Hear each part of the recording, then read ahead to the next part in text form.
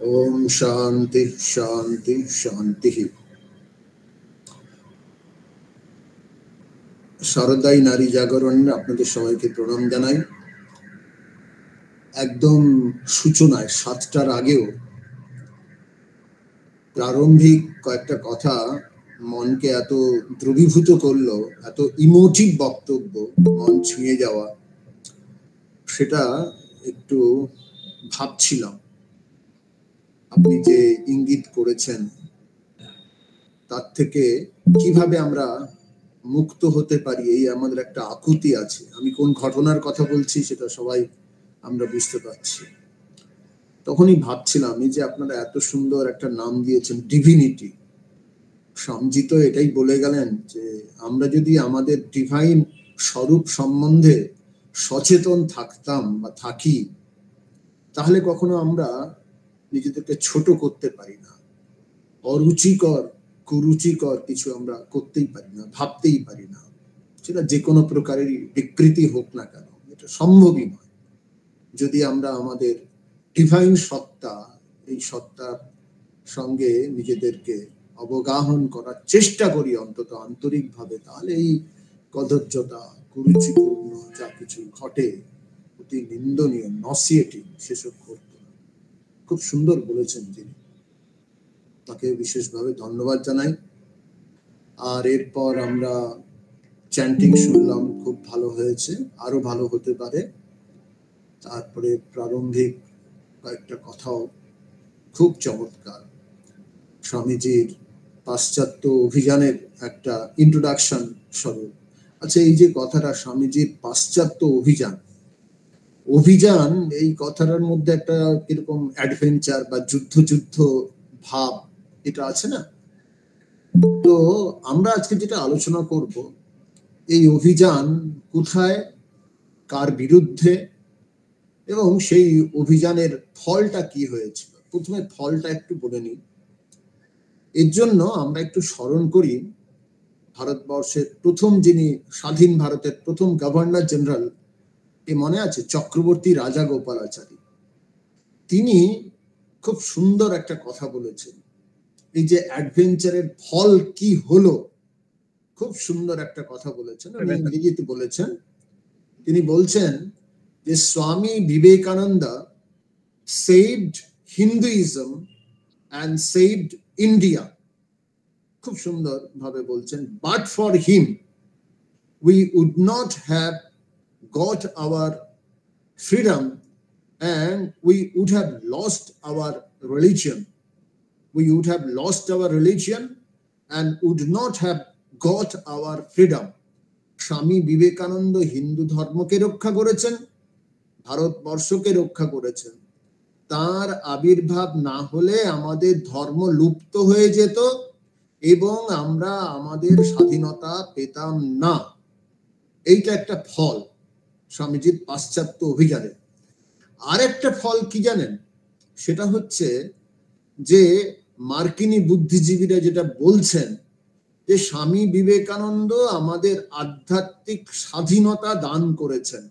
এ new American revolution. Elina Stark এর মতো বুদ্ধিজীবী তারা বলতে চাইছেন যে আমরা আগেই তো রাজনৈতিক স্বাধীনতা পেয়েছিলাম 1776-এর 4 জুলাই, আমরা অর্থনৈতিক স্বাধীনতাও পেয়েছিলাম, কিন্তু আমাদের যেটা প্রয়োজন ছিল সেটা হচ্ছে চার্চের ধর্মনেতাদের হাত থেকে মুক্তি।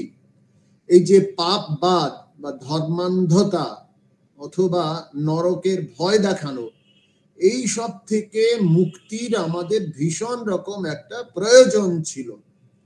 তো Vivekananda gave us that particular freedom, যেটাকে ওরা বলছেন new revolution. Columbus discovered the soil of America and Vivekananda discovered the soul of America. যে সুন্দরভাবে তিনি উপস্থাপন করেছেন বক্তব্যটা বেদান্ত ইত্যাদির, সেটা ছিল রিফ্রেশিংলি নিউ টু দেম, এবং তারা খুব বিহ্বল হয়ে গিয়েছিল। তাহলে একটা হচ্ছে যে আমাদের হিন্দু ধর্ম রক্ষা পাওয়া, 2 স্বাধীনতা অর্জন করা। আর আমেরিকানদের কি লাভ হলো? আমেরিকানদের লাভ হলো যে একটা আধ্যাত্মিক স্বাধীনতা পাওয়া, নরকের ভয় থেকে মুক্তির কথাটা, পাপবাদের পক্ষ থেকে, পাপবাদের হাত থেকে মুক্তি সন্ধ্যার স্বামী বিবেকানন্দ এটা দিলেন। বেশ, ঘোষিকা খুব সুন্দরভাবে আপনি তো বললেন যে ধর্ম সম্মেলন, আমি ধর্ম সম্মেলনের কথাটাই বলছি। তবে এই ধর্ম সম্মেলনের একটু পটভূমিকা আমরা প্রথমে একটু আলোচনা করে নিই। কেন, কোন সময়, কিভাবে হয়েছিল এই ধর্ম সম্মেলন? সেই সময় খুব দুঃসময়, ভারতবর্ষের পক্ষে তো বটেই, সেই সঙ্গে সঙ্গে কিন্তু পাশ্চাত্যেও এবং আমেরিকানদের ক্ষেত্রেও। কেন? প্রথম কথা, সেই সময় নাস্তিকতাবাদ, এথিইজম মাথা তুলে দাঁড়িয়েছে, আর খ্রিস্ট ধর্ম প্রায় অসহায় আত্মসমর্পণ করেছে। তার মূল কারণ হচ্ছে যে ভূতাত্ত্বিক গবেষণা যেগুলো হলো বা বিজ্ঞান যে আবিষ্কার করলো, তারা বাইবেলে বর্ণিত যে সৃষ্টি তত্ত্বকে নস্যাৎ করে দিল এবং পরিষ্কারভাবে বলল যে অন্যান্য যে মতবাদগুলো এখানে দেওয়া হয়েছে, সে মতবাদগুলোর মধ্যে অসংখ্য ভ্রান্তি রয়েছে। এই যে গড 6 দিন ধরে সৃষ্টি করলেন, and on the 7th day he rested from work, তারা বললেন যে এসব গাঁজাখুরি গল্প, এবং খ্রিস্ট ধর্মের নানা ভ্রান্তি তুলে ধরে তারা তুলোধন করছে। জন স্টুয়ার্ট মিল, যিনি বিখ্যাত দার্শনিক এবং চিন্তক ছিলেন, তিনি একটা মারাত্মক কথা বলে দিয়েছিলেন। তিনি বলেছিলেন যে এই খ্রিস্ট ধর্মটা যদি না থাকতো তাহলে পৃথিবীটা অনেক সুন্দর হতো। The world would have got on all the better where there no Christian religion. এবারে কি হলো, চার্চের ধর্মনেতাদের হাত থেকে যারা বুদ্ধিজীবী, এই অবশ্য বুদ্ধিজীবী কথাটা বললে একটু নিজেরই কিরকম অস্বস্তি বোধ হয়, মানে যথার্থ মনীষী, বিজ্ঞানী, তারা চার্চের এই মতবাদ থেকে শত হস্তে দূরে, তারা হাতছাড়া হয়ে গেল চার্চে। এবার চার্চের ধর্ম নেতারা তারা চেষ্টা করলেন, মরিয়া হয়ে চেষ্টা করলেন সাধারণ মানুষদের বেঁধে রাখার জন্য। এবং সাধারণ মানুষদের বেঁধে রাখতে হলে কি করতে হবে? পাপবাদের প্রচার করতে হবে এবং সেই সঙ্গে সঙ্গে নরকের ভয় দেখাতে হবে। এই দুটোর মাধ্যমে সাধারণ আমেরিকানদের তারা বেঁধে রাখার চেষ্টা করলো। এদিকে আবার শিল্প বিপ্লব ঘটে গেছে। শিল্প বিপ্লবের ফলে কনজিউমারিজম ডেভেলপ করেছে, ভোগ্যপণ্য সংস্কৃতি মাথা তুলে দাঁড়িয়েছে, অর্থকেই পরমার্থ ভাবা হচ্ছে, অর্থকে তারা বর্ণনা করছেন দ্য আদার গড। অর্থই হচ্ছে এই যুগের ঈশ্বর, সর্বশক্তিমান, আর জীবনের অর্থ হচ্ছে অর্থ উপার্জন, ধর্ম হচ্ছে অনর্থক চর্চার বিষয়। এইরকম কিন্তু আবহ সেই সময় আমেরিকায় আছে। এই পটভূমিকায় একদল প্রভাবশালী মানুষ তারা ঠিক করলেন যে এই যে ইমার্জিং ইকোনমি আমেরিকা, তাদের উন্নয়নের ছবি পৃথিবীর সামনে তুলে ধরতে হবে। তারা উদ্যোগ নিলেন একটা বিরাট বিশ্ব মেলা করবেন, একটা এক্সিবিশন করবেন। ইতিপূর্বে এক্সিবিশন হয়ে গেছে, লন্ডনে হয়েছে, তারপরে ভিয়েনাতে হয়েছে, প্যারিসে হয়েছে।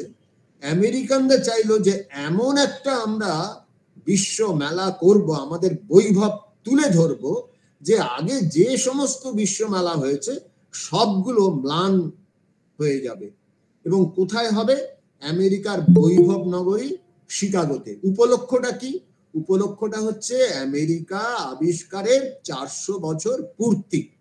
এবং এটাও ঠিক হলো, অবাক কাণ্ড, যে 150টা স্টলে ওরা ওদের সমস্ত এক্সিবিশন গুলো রাখবে।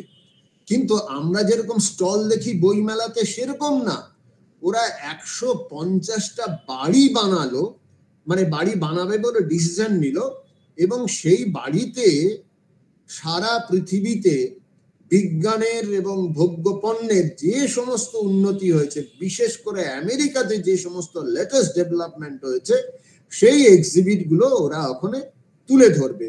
বিজ্ঞানের অগ্রগতি, প্রযুক্তির অগ্রগতি, কোনোটাই হয়তো খনিজ দ্রব্য উৎপাদনের যে নানা প্রক্রিয়া প্রথম থেকে শেষ অবধি, ইলেকট্রিসিটি প্রথম থেকে এ পর্যন্ত যা যা ডেভেলপমেন্ট হয়েছে সেই সমস্ত ওরা তুলে ধরছে।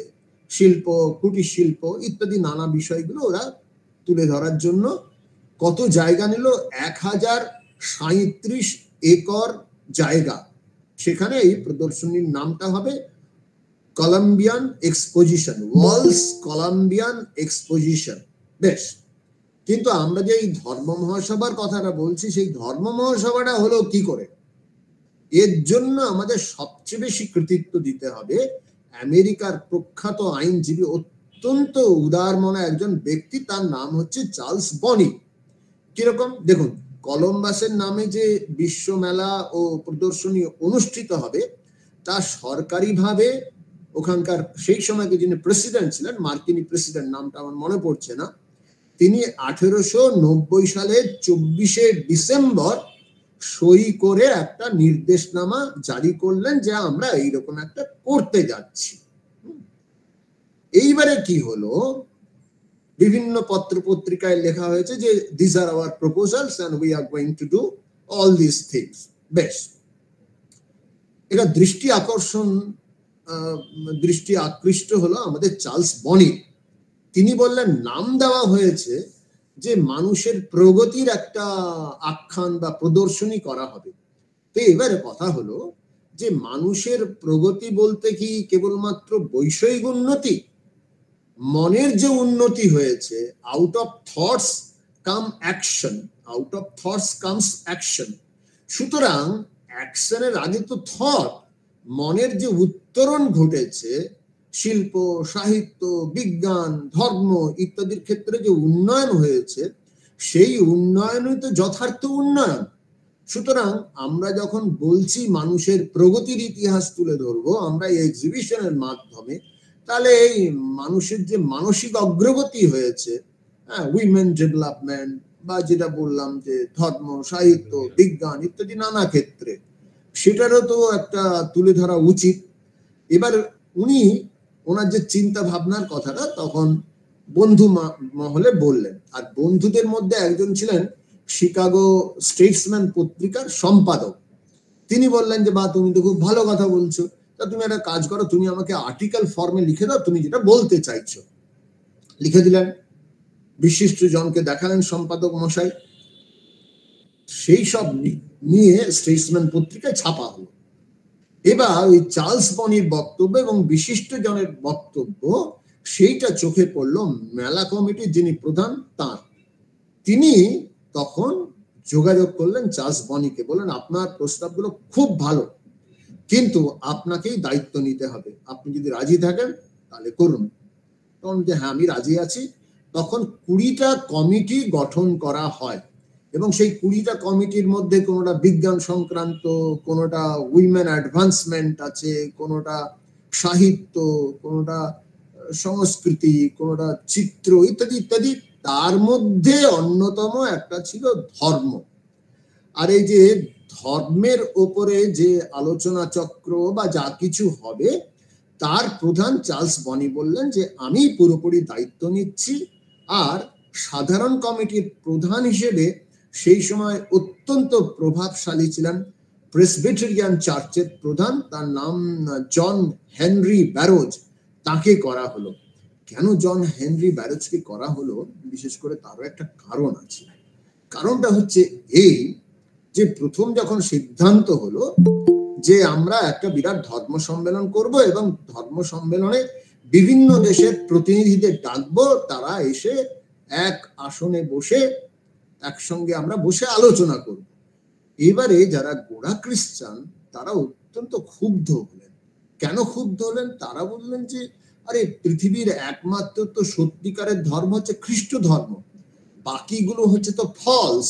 সত্য এবং মিথ্যা কি পাশাপাশি থাকতে পারে? আলো এবং অন্ধকার কি পাশাপাশি থাকতে পারে? অন্যান্য ধর্মাবলম্বী মানুষদের ডেকে এনে খ্রিস্ট ধর্মের অপমান করা হচ্ছে না, যীশু খ্রিস্টের অপমান করা হচ্ছে না, এই বিরোধিতা করাটা শুরু করলো। তো যাই হোক, ওই হেনরি ব্যারোজকে তাকে প্রদান করা হলো। তো তিনি একটা বোঝানোর চেষ্টা করলেন যে না দেখো, সব বিভিন্ন ধর্মের প্রতিনিধিত্ব আসছে, আর আমাদের সমস্ত বাছাই করা তুখোড় বক্তা থাকবে। তো তার ফলে কি হবে? খ্রিস্ট ধর্মের ইনফ্যাক্ট আরো বেশি প্রচার এবং প্রসার হবে, খ্রিস্ট ধর্মের পুনর্জাগরণ হবে। এখন যে মার খেয়ে আছে, কিছুটা দমে আছে। আর খ্রিস্ট ধর্মের ব্যাপক প্রচারের মধ্যে তিনি বললেন যে বিশেষ করে চীন, ভারত, টার্কি এবং আফ্রিকার দেশগুলোতে খ্রিস্ট ধর্ম বিশেষভাবে প্রচারিত হবে। আর যেটা উনি বারবার বলতে চাইলেন যে দেখো, আমাদের বাছাই করা তুখোড় বক্তাদের সামনে অন্য ধর্মের প্রবক্তারা দাঁড়াতেই পারবেন না, সুতরাং মা ভই, কোনো চিন্তা নেই, আমাদের জয় হবে। এবং প্রসঙ্গক্রমে আমরা পরবর্তীকালেও দেখি যে 170 জন যে সমস্ত বিভিন্ন ধর্ম প্রতিনিধি ছিলেন, তার মধ্যে 100 জনই হচ্ছে এই প্রেসবিটেরিয়ান চার্চ, মূলত প্রোটেস্ট্যান্ট খ্রিস্টান, তারাই ছিলেন। তো যাই হোক, কিন্তু আমরা তো দেখলাম বাস্তবে যা ঘটেছিল তা কল্পকাহিনীর বিস্ময়করতাকেও হারিয়ে দেয়। কৃপার পাত্র ভারতের এক সন্ন্যাসী বিশ্বমঞ্চে বোমার মতো ফেটে পড়লেন এবং সিংহের গুহায় ঢুকে সিংহের লেজে মোচড় দিলেন। যিনি বলতেই পারতেন, যেটা জুলিয়াস সিজার বলছেন না, ভিনি ভিনি ভিসি, এলাম দেখলাম জয় করলাম। তো ইনিও ঠিক এলেন, দেখলেন এবং জয় করলেন। কিন্তু ব্যাপারটা কি যে মোটেই এটা সহজ ব্যাপার ছিল না। পরিস্থিতি অত্যন্ত প্রতিকূল ছিল। কেন ছিল? কিরকম ছিল? পাশ্চাত্যের চোখে ভারতবর্ষ কিরকম ভাবে প্রতিভাত হতো? মূলত কি জানেন, এই ব্রিটিশ সাম্রাজ্যবাদ আর মিশনারিদের অপপ্রচারের ফলে বিদেশিদের চোখে ভারতবর্ষ একটা সভ্যতা, সংস্কৃতিহীন, বর্বর, অসভ্য মানুষদের দেশ। আপনারা অবাক হয়ে যাবেন যে সাধারণ মানুষের কথা, কার্ল মার্কসের মতো বিরাট পুরুষ, তিনিও ভারতবাসীদের সেমি বারবারিক বা আধা বর্বর বলে অভিহিত করেছিলেন। এবং এটাও প্রচার করা হচ্ছে যে ব্রিটিশরা আসার ফলেই এই সমস্ত অসভ্য সংস্কৃতিহীন মানুষরা কিছুটা অন্তত সভ্যতার আলো দেখছে। এবং এই খ্রিস্টান মিশনারিরা বাড়িতে বাড়িতে, বিশেষ করে আমেরিকায়, প্রচার পুস্তিকা বিতরণ করত। শিশু পাঠ্য পুস্তকেও সচিত্র বর্ণনা থাকতো, যেখানে ভারতবর্ষ এবং ভারতবর্ষের ধর্মকে অত্যন্ত হাস্যকর ভাবে এবং কদর্য ভাবে আক্রমণ করা হয়েছিল। যেমন উদাহরণ দিচ্ছি, সেই যে সমস্ত ছবি ছিল, যেমন প্রথম ছবিতে দেখা যাচ্ছে যে একজন ভারতীয় মা, তিনি তার সদ্যজাত সন্তানকে গঙ্গায় কুমিরের মুখে ফেলে দিচ্ছে। এবং মজার কথা কি জানেন, মায়ের গায়ের রং করা হয়েছে কুচকুচে কালো, আর ওই শিশু সন্তান, তার শিশু সন্তানের গায়ে হচ্ছে বরফ সাদা। কেন এরকম করা হয়েছে? এই কারণে, যাতে করে শিশুরা প্রথম থেকেই একটা মিশনারি ফান্ডে পয়সা দেওয়ার জন্য উদ্বুদ্ধ হয়। আহা, ওই শ্বেতকায় শিশুকে উদ্ধার করতে হবে। এত এইভাবে ওরা শিশুদের হত্যা করছে। দ্বিতীয় একটা ছবি দেখাচ্ছে, যে ছবিটা দেখা যাচ্ছে ভারতবর্ষে প্রায় প্রতিটি গ্রামে একটা করে পুকুর রয়েছে এবং সেই পুকুরগুলো হচ্ছে শিশুর হাড়ে ভর্তি। তৃতীয় একটা ছবিতে দেখা যাচ্ছে যে রথের নিচে ভারতীয় হিন্দুরা তারা আত্মাহুতি দিচ্ছে, তাদের উপর দিয়ে রথ চলে যাচ্ছে, তারা মৃত্যুবরণ করছে। কেন না, মৃত্যুবরণ করলে নাকি সরাসরি স্বর্গে চলে যাওয়া যাবে, এইরকম সমস্ত ভারতবাসীদের ধারণা। চতুর্থ একটা ছবি, সেখানে দেখানো হচ্ছে যে একজন ভারতীয় স্বামী তার স্ত্রীকে আগুনে পুড়িয়ে মারছেন। কেন? যে স্ত্রী আগামী জন্মে পেত্নী হয়ে সেই স্বামীর শত্রুদের সর্বনাশ করবে।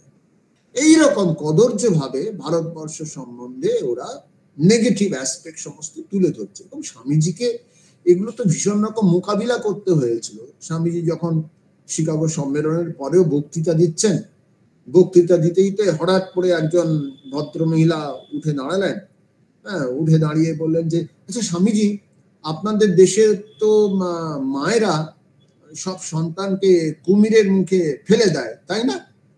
তখন স্বামীজি খুব শান্ত হয়ে বললেন যে হ্যাঁ, আপনি তো ঠিকই জানেন, আমাকেও ফেলে দিয়েছিল জানেন তো, কিন্তু আমাকে বেজায় কালো এবং মোটা দেখে সেই হতভাগা কুমিরগুলো পালিয়ে যায়। আর একটা জায়গায় সেখানে যেমন একজন হঠাৎ করে স্বামীজি বক্তৃতা দিতে যাচ্ছেন, উঠে দাঁড়িয়ে একজন বললেন, স্বামীজি হাউ হরিবল, আপনাদের দেশে নাকি মেয়ে হয়ে জন্মালেই তাদেরকে জলে বা গঙ্গায় ফেলে দেওয়া হয়। তখন বললেন যে হ্যাঁ, আপনি ঠিকই শুনেছেন, যে কারণে জানেন তো আমাদের দেশে এখন শিশু সন্তানকে প্রসব করার দায়িত্ব পুরুষদের উপর বর্তেছে। তখন স্বাভাবিকভাবে সেই মহিলা লজ্জায় চেয়ারের পেছনে মুখ লুকোচ্ছেন, কিন্তু স্বামীজি তো স্বামীজি। স্বামীজি তখন তাকে বললেন যে না না না, আপনার এইভাবে লজ্জিত হওয়ার কোনো কারণ নেই। আপনার মতো স্টুপিড কোয়েশ্চেন যদি আমিও করতাম, তাহলে আমিও ওই চেয়ারের পেছনে নিজের মুখ লুকোতাম। বেশ, এটা তো গেল এবার আমেরিকার ব্যাপার। এবার আমাদের ভারতবর্ষে ভারতীয়দের কি অবস্থা আমরা কি দেখেছি ইতিহাসের দিকে যদি তাকাই, যে পাঠান মোগলদের 700 বছরের রাজত্বে এটা বলা হলো যে ভারতবাসীদের যে হিন্দু ধর্ম সেটা হচ্ছে পৌত্তলিক, দার্শনিকতা শূন্য, নৈতিকতা শূন্য। তারপরে আমরা দেখলাম বণিকের মানদণ্ড রাজদণ্ড হলো, তারা পরিষ্কার এসে বলল যে ভারতবর্ষের মূল দুর্গতির কারণ হচ্ছে হিন্দু ধর্ম, অতএব সর্বধর্মান পরিত্যাজ্য, তোমরা এই খ্রিস্ট ধর্ম গ্রহণ করো। খ্রিস্টান মিশনারিরা স্বপ্ন দেখছে যে এরপরে ভারতবর্ষে একমাত্র ধর্ম হবে খ্রিস্ট ধর্ম, একমাত্র উপাস্য হবেন যীশু খ্রিস্ট, এবং একমাত্র সংস্কৃতি, শিক্ষা সংস্কৃতি হবে আর কিছুই না, সেটা হচ্ছে খ্রিস্টীয় সংস্কৃতি। আর আমরা ভারতবাসীরা কি ভাবছি, যে আমরা ভাবছি যে আমরা সবার নিচে, সবার পেছনে, আমাদের কোনো ভবিষ্যৎ নেই, আমাদের একটা সর্বগ্রাসী হীনম্মন্যতা তখন গ্রাস করেছিল। এমনকি শিক্ষিত ভারতীয়রা তাদের মধ্যে আত্মসম্মানবোধ এবং আত্মশ্রদ্ধাবোধ সে সমস্ত কিছু কিন্তু উবে গেছে, এবং তারা ভাবতো যে পৃথিবীকে দেওয়ার মতো আমাদের আর কিছু নেই। আরে ঘটনা বলি, কিরকম জানেন, শিকাগো ধর্ম মহাসম্মেলন শুরু হওয়ার তখনও 1 বছর বোধহয় 2-3 মাস বাকি আছে। ইতোমধ্যে কিন্তু বিভিন্ন জায়গায় চিঠি পাঠানো হয়ে গেছে এবং কে প্রতিনিধি হবে সেসবও প্রায় ঠিক হয়ে গেছে।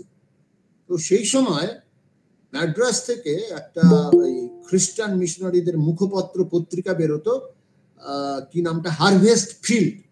সেই হারভেস্ট ফিল্ডে খ্রিস্টান যে কলেজটা রয়েছে ম্যাড্রাসে, তার যিনি প্রধান, তিনি একটা আর্টিকেল লিখলেন। তিনি বললেন যে এটা সবাই জানে যে শিকাগোতে একটা ধর্ম মহাসম্মেলন হবে এবং বিভিন্ন দেশের বিভিন্ন ধর্মের প্রতিনিধিরা যাচ্ছেন, তো হিন্দু ধর্মেরও প্রতিনিধিত্ব হওয়া দরকার।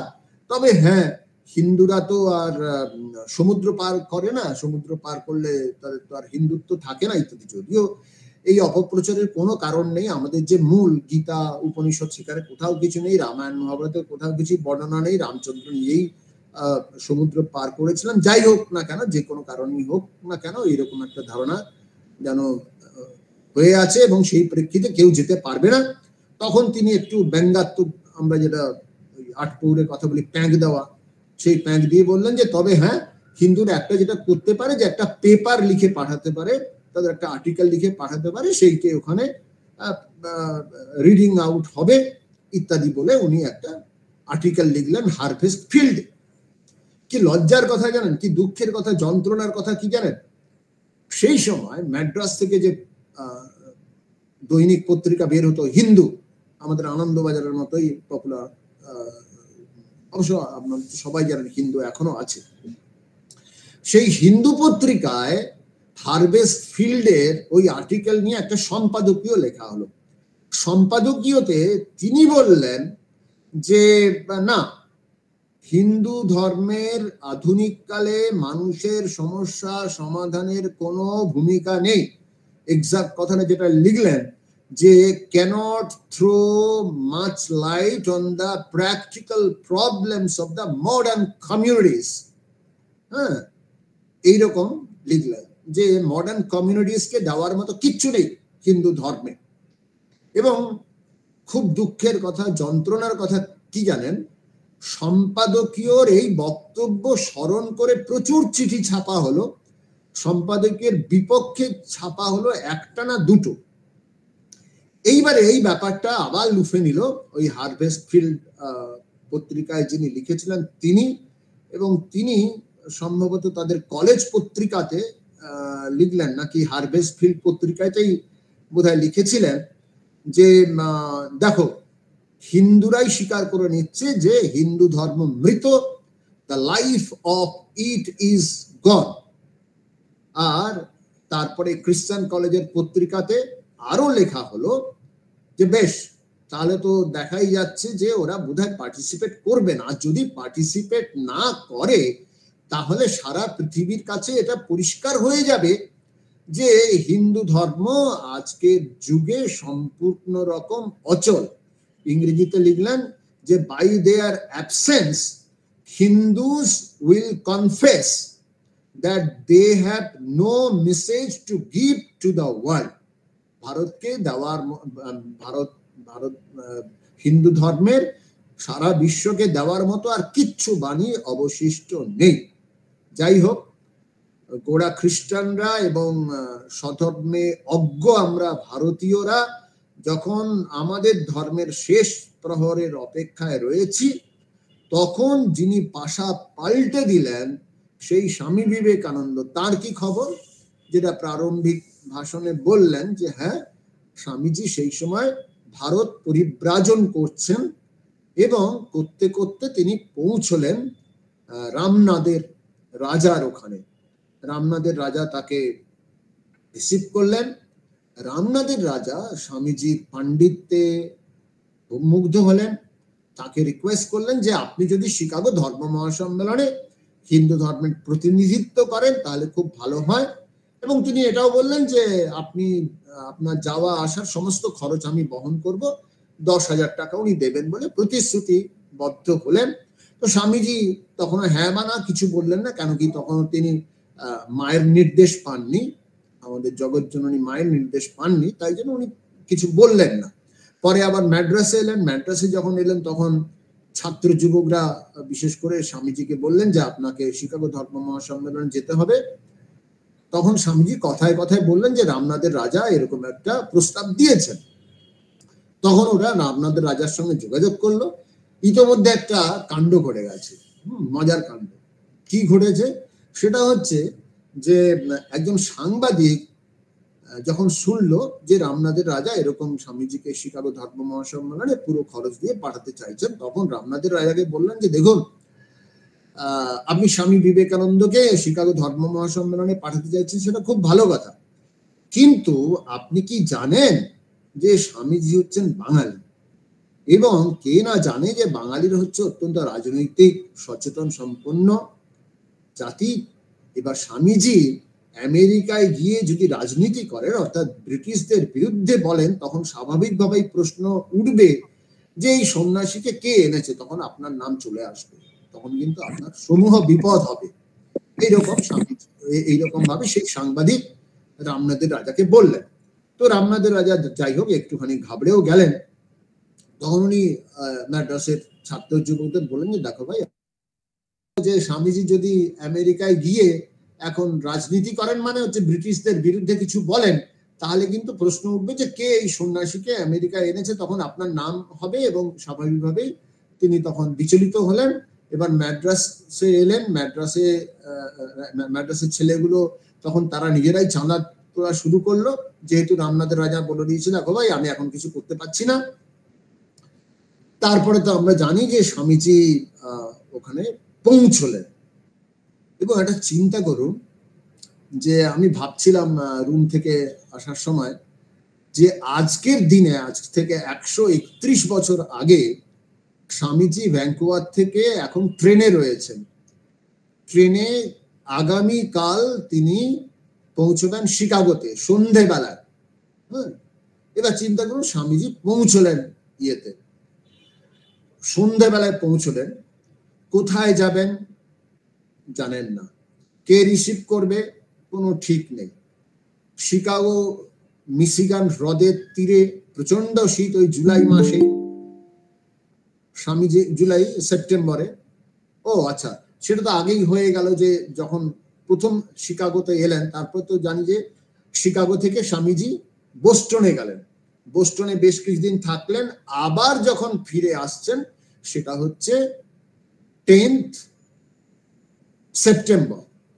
10 সেপ্টেম্বর এসে নথিভুক্ত হলো, হওয়ার পর 11 তারিখে বক্তব্য। এবার চিন্তা করুন তো, আপনি আমি যদি ওই জায়গায় দাঁড়াই, 11 তারিখে আমাকে বক্তৃতা দিতে হবে 4000 লোকের সামনে, অথচ 10 তারিখ বিকেল বেলা অবধি আমার কোনো কনফার্মেশন নেই, আমি আগামীকাল বলতে পারবো কিনা এসব কিছু ঠিক নেই।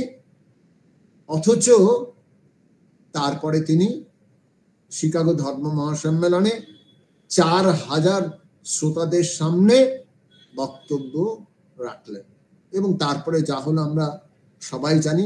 কখন শেষ করতে হবে একটু বলে দেবেন আমাকে, কখন শেষ করতে হবে বলে দেবেন, আর কতক্ষণ আছে? আমার কি কথা শোনা যাচ্ছে? আরো টাইম আছে। ও বেশ, ঠিক আছে, আরো 20 মিনিটের মতো টাইম আছে। 20 minute, very good very good. আচ্ছা, এবারে দেখুন একটা কথা, যে আরেকটা যখন সময় আছে টুক করে আরেকটা কথা বলে নিই।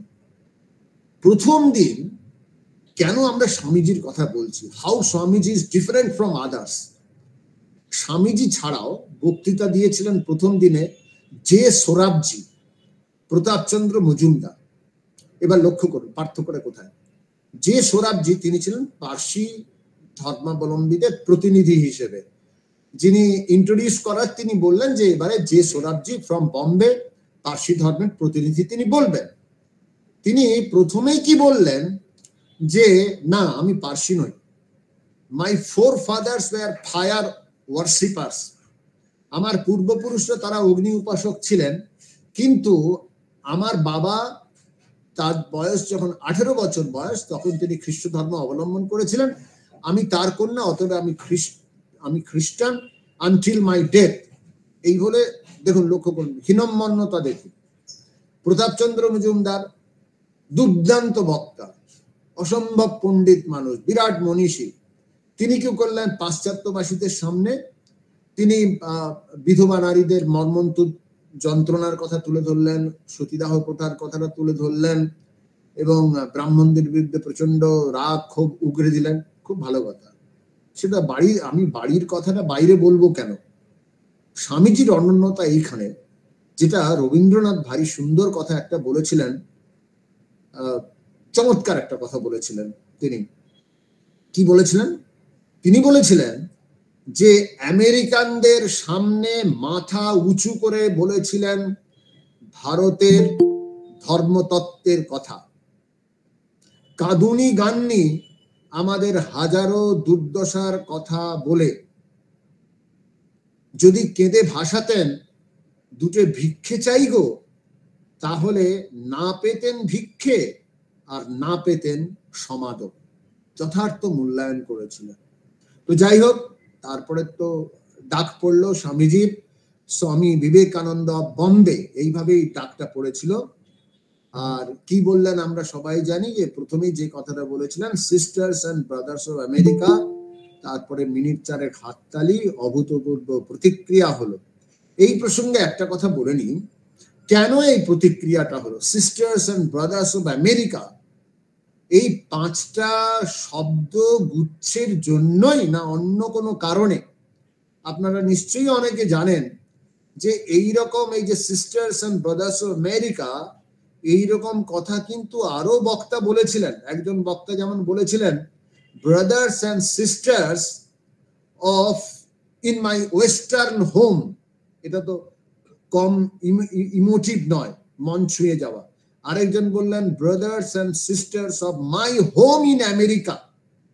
আরো যেন বেশি আন্তরিক কথা বললেন। কিন্তু তাদের বেলা এরকম কিছু তো জাদু ঘটলো না।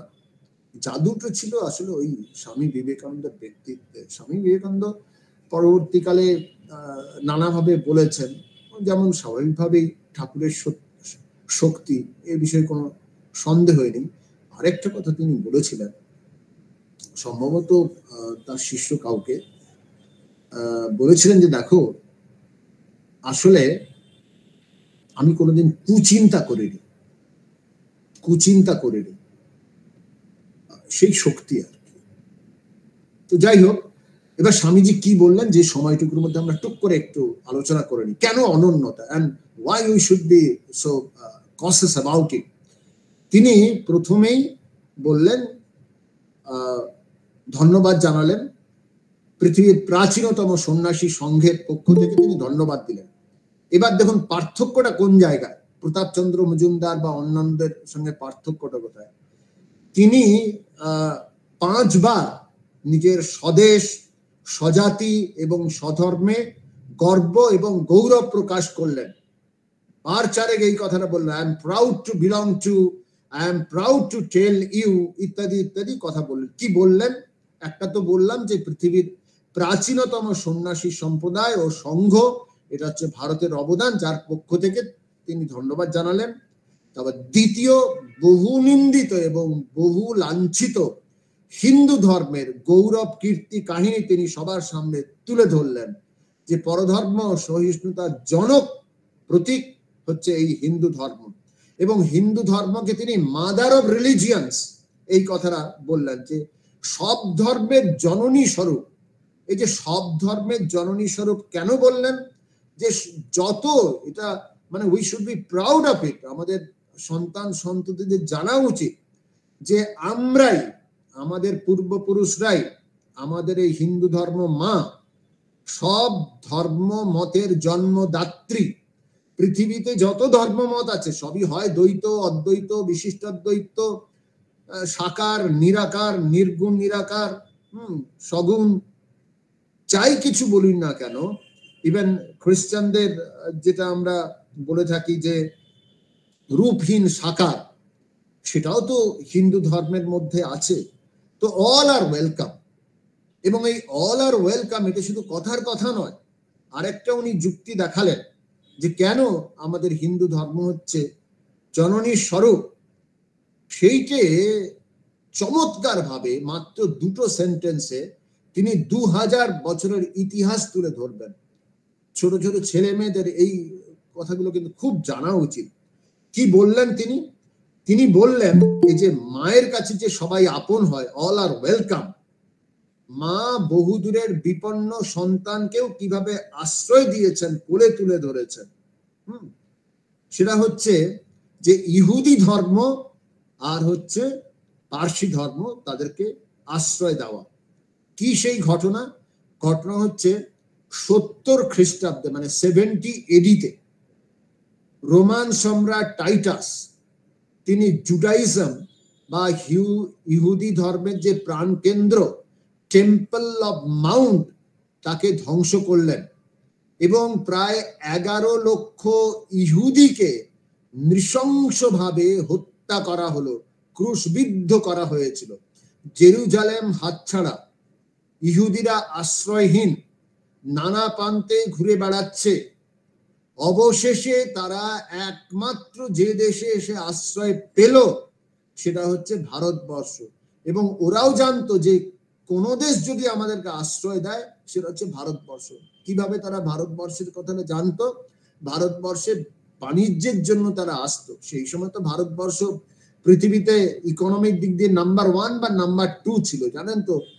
এক সময় সারা পৃথিবীতে যে ধন সম্পদ তার 57.8% যৌথভাবে আমাদের এবং চীনের হাতে ছিল।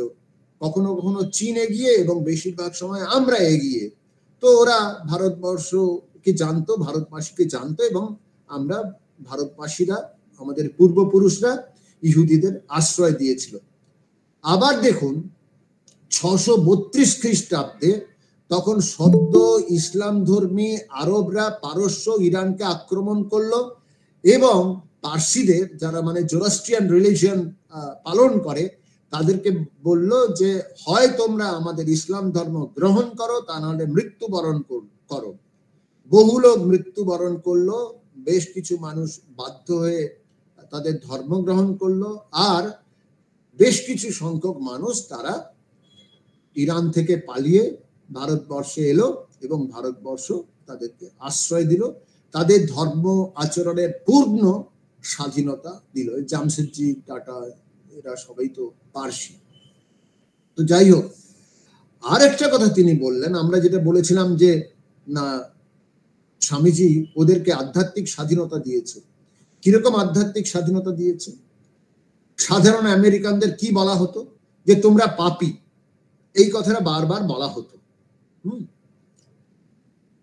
এইখানে স্বামীজি বিরাট ভাবে বললেন যে sinners, it is a sin to call a man, আরে তোমরা divine, you are all divine, it is a sin to call a man sinner, তোমরা তো অমৃতের পুত্র, ইত্যাদি ইত্যাদি তাদেরকে কথা বলা হলো। বেশ, এবার প্রতিক্রিয়াটা কি হলো এটা আপনারা নিশ্চয়ই জানেন।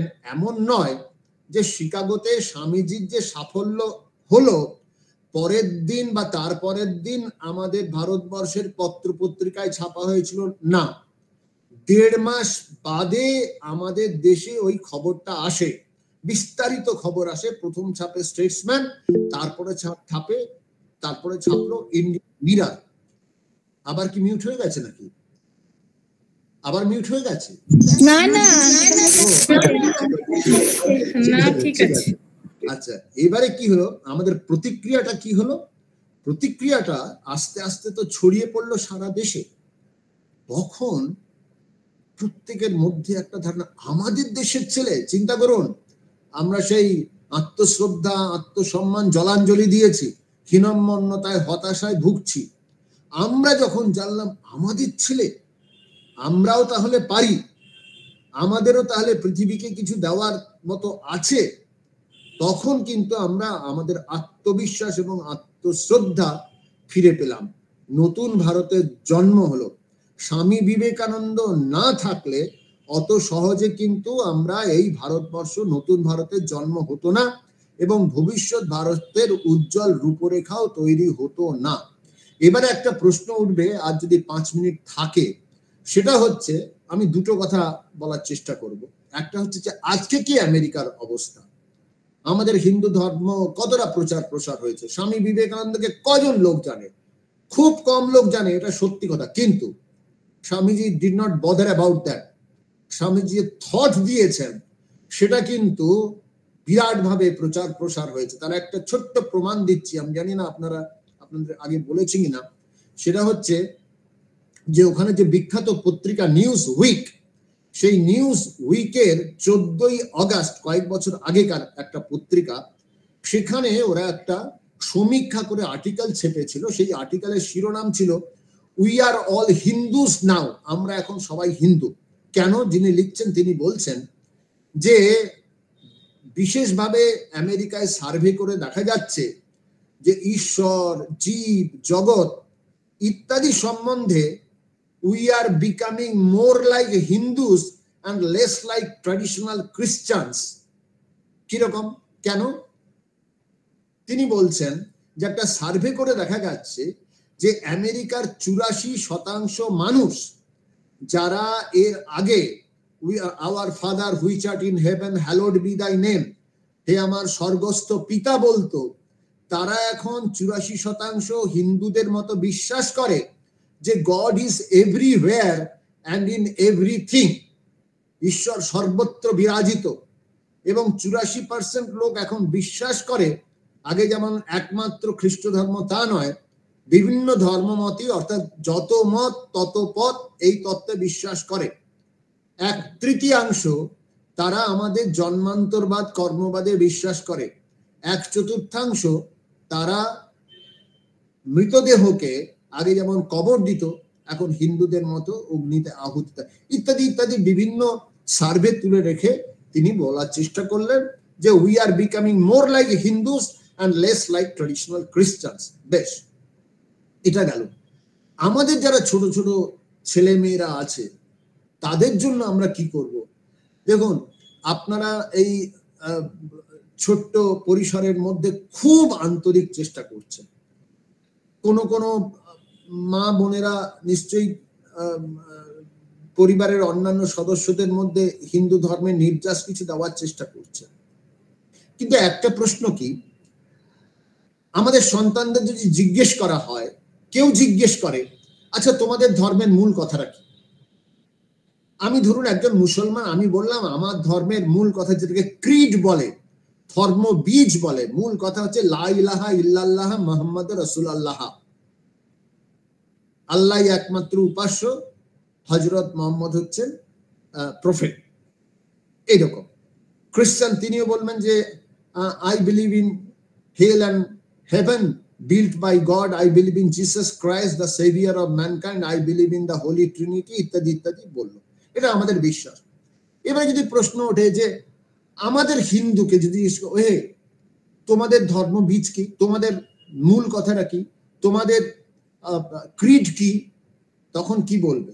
আমাদের যেন সন্তানরা বলে ওই একটা কথা আমি যেটা বলেছি, এটা প্রতিটি ছেলে মেয়েকে মুখস্থ করিয়ে দেওয়া এবং তারপরে তাকে ছোট্ট করে মানেটা বুঝিয়ে দেওয়া যেতে পারে। ঈশা বাস্যম ইদম সর্বম, আপনাদের যে ডিভিনিটি বলছেন এক্স্যাক্টলি এই জিনিসটা। We are all divine, everything is divine, you are divine, I am divine, everyone is divine. আমি যাদের নাম দেখতে পাচ্ছি, হ্যাঁ, Jamuna Jana, Joydeb Das, Sugata Chakraborty, Debahuti Sinha, all are divine. Those who are listening, this listening is divine, this talking is divine, everything is divine, everything is divine. এই divinity হচ্ছে আমাদের হিন্দু ধর্মের মূল কথা। এবং কিভাবে দেখব? we will try to see divine everywhere. আমি গাছের দিকে তাকিয়ে আছি, this is divine, automatically I will love this tree. আমি কারো দিকে তাকিয়ে আছি, I am not looking at the skin, I am not looking at the outside, I am looking at the divinity in him or her. Divine, divine, divine. আমাদের ছেলে মেয়েরা যেন এইটা জানো, we are all divine, all that we see is divine, all that we feel is divine, everybody is divine. এবং শ্রদ্ধা বলতে এইটা যে আমাদের ডিভিনিটিতে শ্রদ্ধা, আত্মশ্রদ্ধা। আমি এসেনশিয়ালি ডিভাইন, আমি কোনো ছোট কাজ করতে পারি না, আমি কোনো খারাপ কাজ করতে পারি না, আমি কোনো অরুচিকর কুরুচিকর কিছু করতে পারি না, because I am divine. Divinity is the soul of Hinduism. এইটা যেন আমরা সবাই মনে রাখি এবং যে যার নিজের মতো পালন করার চেষ্টা করি, অনুভব করার চেষ্টা করি। আপনাদের অশেষ অশেষ অশেষ ধন্যবাদ, আপনারা ধৈর্য ধরে এতক্ষণ আছেন। Thank you very much. সবাইকে ধন্যবাদ, নমস্কার, প্রণাম জানিয়ে ওম শান্তি শান্তি শান্তি হরি ওম তৎসৎ। শ্রীরামকৃষ্ণার্পণমস্তু।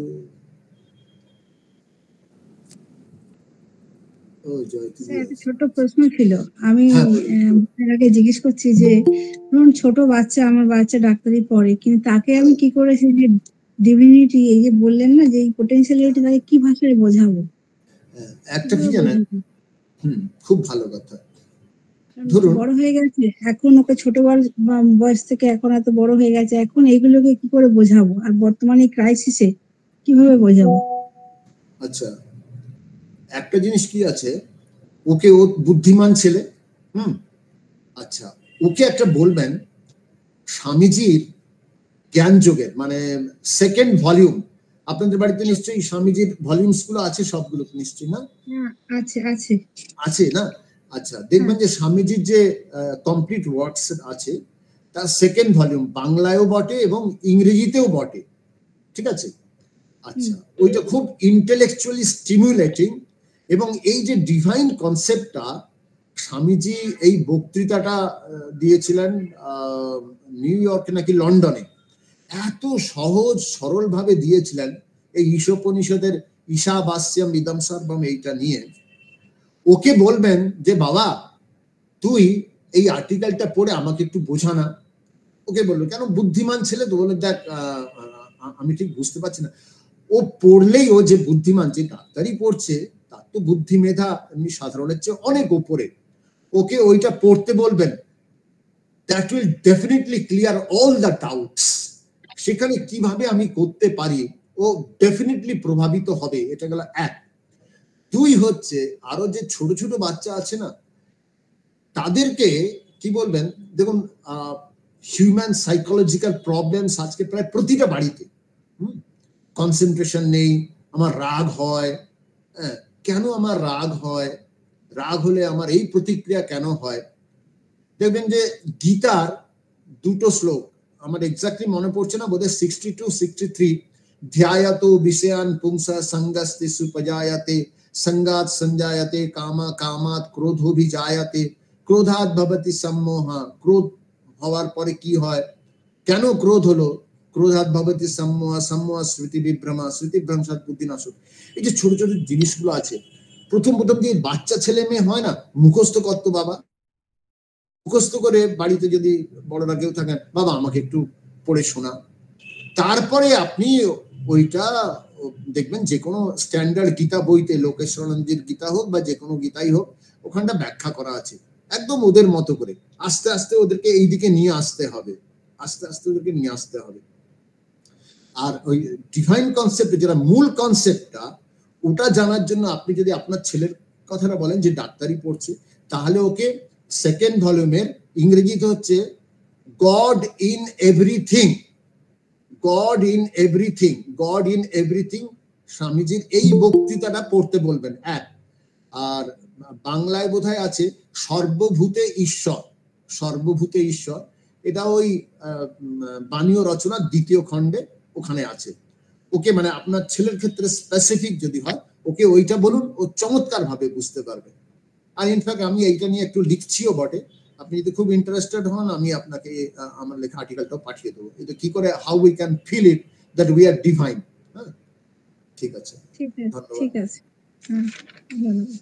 নেবেন দাদা। ঠাকুরমা স্বামীজির চরণে অভিনন্দন প্রণাম জানাই। শক্তি স্যার মহাশয়কে আমার ভুলুণ্ঠিত প্রণাম জানাই। আমি একটি সমবেত সঙ্গীত করছি, আপনারা সবাই মিলে একটু গাইবেন। স্বামীজির মন্ত্র মোরা ভুলব না, স্বামীজির মন্ত্র মোরা ভুলব না, স্বামীজির স্বপ্ন মোরা ভুলব না, স্বামীজির মন্ত্র মোরা ভুলব না, স্বামীজির স্বপ্ন মোরা ভুলব না। ভারত ভূমি পুণ্যভূমি ভুলব না, ত্যাগ সেবা মন্ত্র মোদের ভুলব না। ভারত ভূমি পুণ্যভূমি ভুলব না, ত্যাগ সেবা মন্ত্র মোদের ভুলব না। বাঁচব কবু নিজের তরে বাঁচব না, ভালোবাসা মন্ত্র মোদের ভুলব না। বাঁচব কবু নিজের তরে বাঁচব না, ভালোবাসা মন্ত্র মোদের ভুলব না। স্বামীজির মন্ত্র মোরা ভুলব না, স্বামীজির স্বপ্ন মোরা ভুলব না, স্বামীজির মন্ত্র মোরা ভুলব না, স্বামীজির স্বপ্ন মোরা ভুলব না।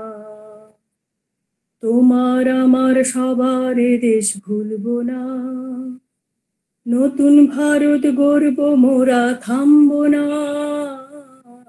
তোমার আমার সবার দেশ ভুলব না, নতুন ভারত গড়ব মোরা থামব না।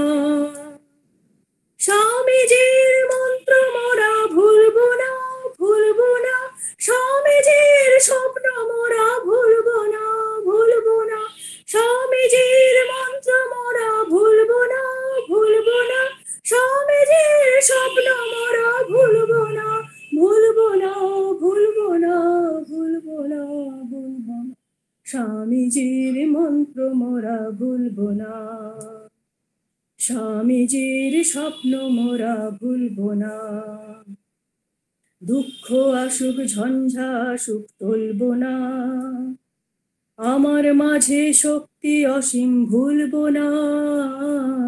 দুঃখ আসুক ঝঞ্ঝা আসুক টলব না, আমার মাঝে শক্তি অসীম ভুলব না।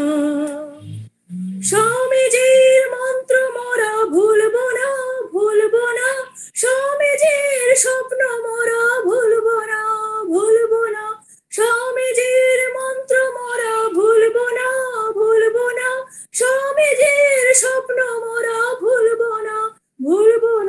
ভুলবো না, ভুলবো না, ভুলবো না, স্বামীজির মন্ত্র মোরা ভুলবো না, স্বামীজির স্বপ্ন মোরা ভুলবো না, স্বামীজির মন্ত্র মোরা ভুলবো না, স্বামীজির স্বপ্ন মোরা ভুলবো না, সবার সুখে সুখ যে আমার ভুলবো না, ভুলবো না, বিশ্বভুবন আমার আপন ভুলবো না, ভুলবো না, সবার সুখে সুখ যে আমার ভুলবো না, ভুলবো না, বিশ্বভুবন আমার আপন ভুলবো না, ভুলবো না, স্বামীজির মন্ত্র মোরা ভুলবো না, স্বামীজির স্বপ্ন মোরা ভুলবো না, স্বামীজির মন্ত্র মোরা ভুলবো না, ভুলবো না, স্বামীজির স্বপ্ন মোরা ভুলবো না,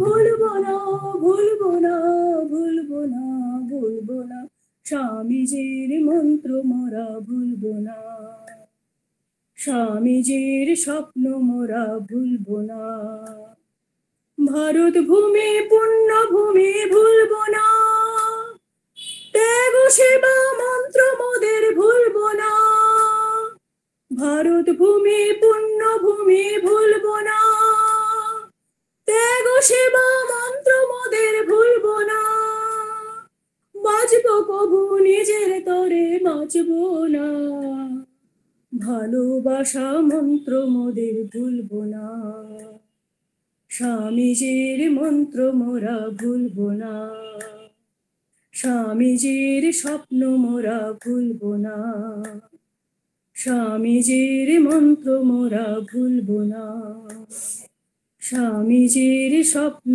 মোরা ভুলবো না। জয় ঠাকুর, জয় মা, জয় স্বামীজি।